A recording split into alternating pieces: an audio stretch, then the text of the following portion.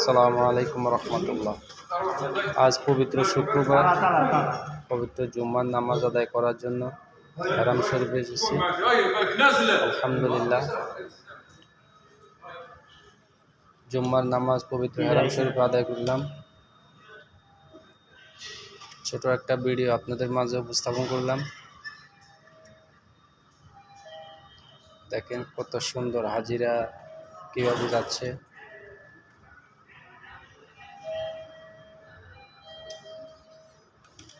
দোয়া করি সকলের জন্য, পৃথিবীর প্রত্যেকটা মুসলমান যেন আল্লাহর ঘরে আসি নামাজ আদায় করতে পারে, সবার মনের আশা পূরণ করে।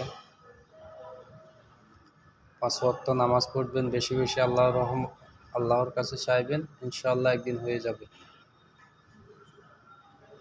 আসসালামু আলাইকুম রহমতুল্লাহ।